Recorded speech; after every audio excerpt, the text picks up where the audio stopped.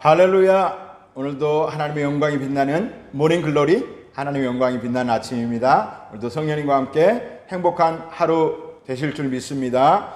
더 스티그마 오브 지저스 크라이스트 16일째 예배 사도신경 드림으로 시작하겠습니다.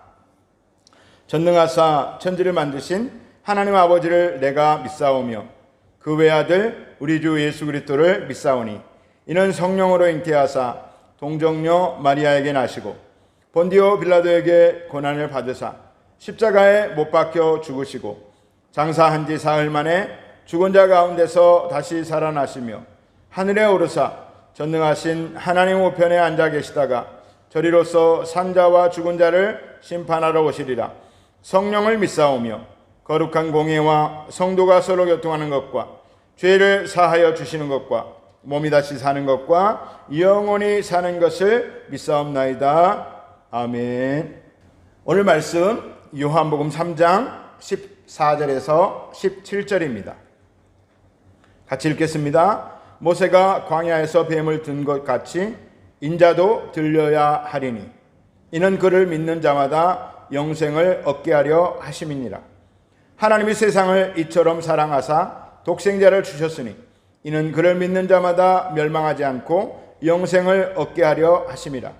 하나님이 그 아들을 세상에 보내신 것은 세상을 심판하려 하심이 아니요 그로 말미암아 세상의 구원을 받게 하려 하심이라. 오늘 본문은 어제 살펴보았던 예수님과 니고데모 대화에 연속되는 부분입니다. 사람이 회개하여 거듭나야 하나님의 나라에 들어갈 수 있다고 말씀하신 예수님은 이제 당신의 십자가의 죽음을 설명하고 계십니다. 여러분, 회개가 무엇입니까? 문자적으로 뉘우치고 고치는 것입니다. 세상으로 향한 발걸음을 하나님께로 향하는 것, 그것이 문자적인 의미의 회개입니다. 그런데 문자적으로는 그렇지만 핵심이 빠졌습니다. 예수 그리스도의 십자가를 통하여서입니다. 세상으로 향하던 잘못된 발걸음을 멈추고 돌아서서 예수 그리스도의 십자가를 통과하여 하나님 품에 안기는 것이 회개입니다. 우리가 너무나 잘 알고 자주 부르는 찬양, 보혈을 지나 하나님 품으로 보혈을 지나 아버지 품으로 보혈을 지나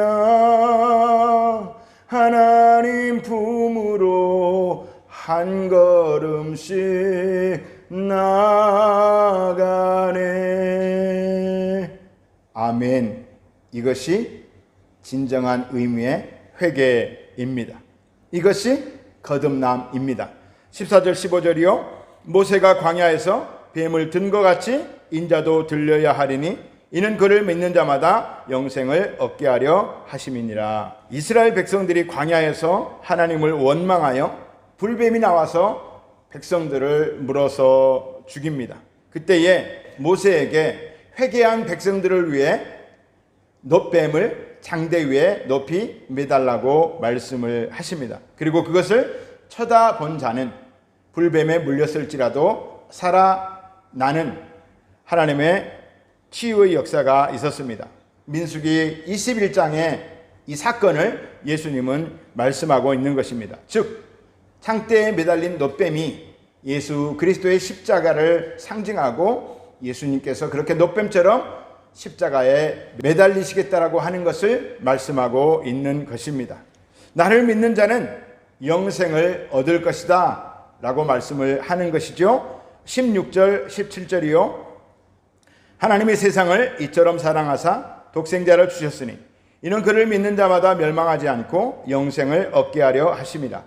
하나님이 그 아들을 세상에 보내신 것은 세상을 심판하려 하심이 아니요 그로 말미암아 세상이 구원을 받게 하려 하심이라.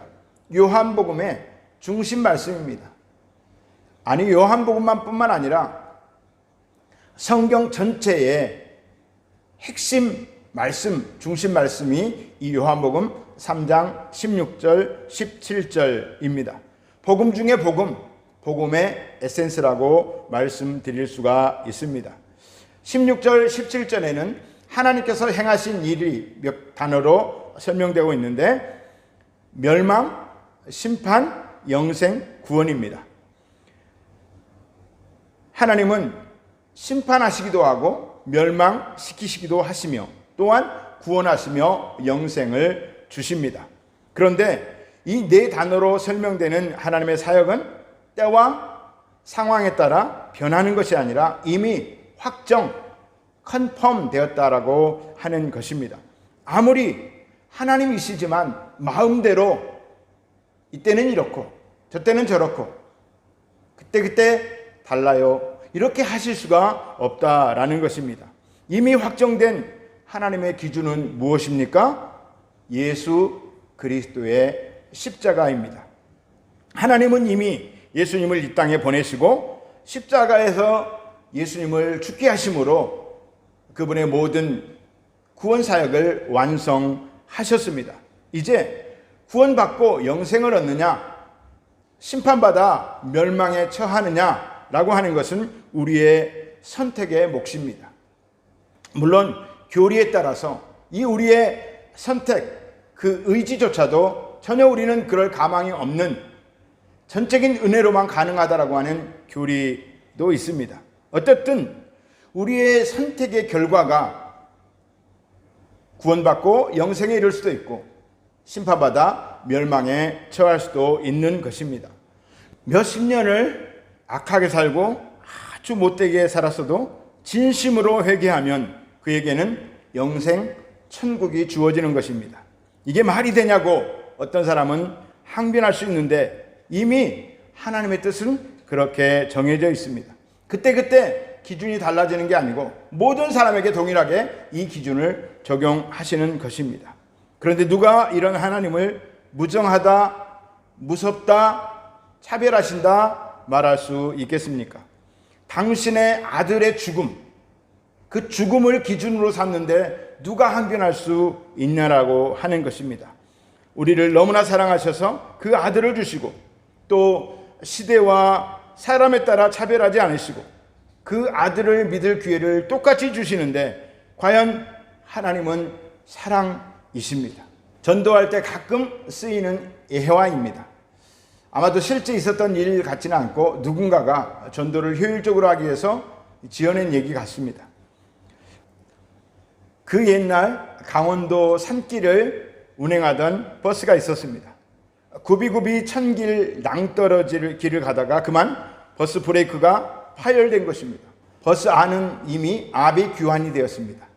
여러분 참고로 아비규환은 아비지옥, 규환지옥에서 불교에서 쓰는 용어로 쓰지 않는 것이 좋습니다. 제가 일부러 여러분이 정보를 드리려고 이렇게 얘기하는 것이고 또한 아수라장 이런 말도 타 종교에서 쓰는 용어이기 때문에 쓰지 않는 것이 좋습니다. 아무튼 사람들은 소리를 지르고 혼비백산하여 난리가 난 것입니다.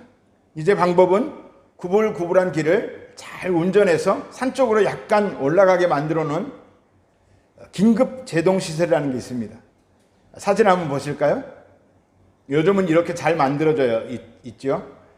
그래서 옛날에 여러분 강원도 길을 가보신 분은 알 것입니다. 산 쪽으로 길을 이렇게 스키 점프대 같이 올려놓고 거기에 모래들이 많이 있습니다.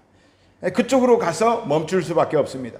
한참을 가다 보니까 어떻게 어렵게 운전을 해서 갔는데 급제동시설이 나타나는데 가까이 와서 보니까 한 꼬마 아이가 그 모래에서 모래 장난을 하고 있는 거예요.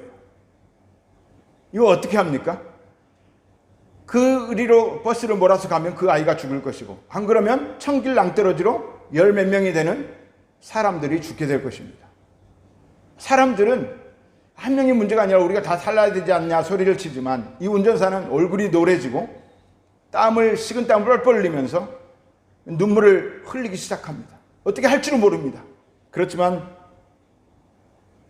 선택할 수밖에 없습니다.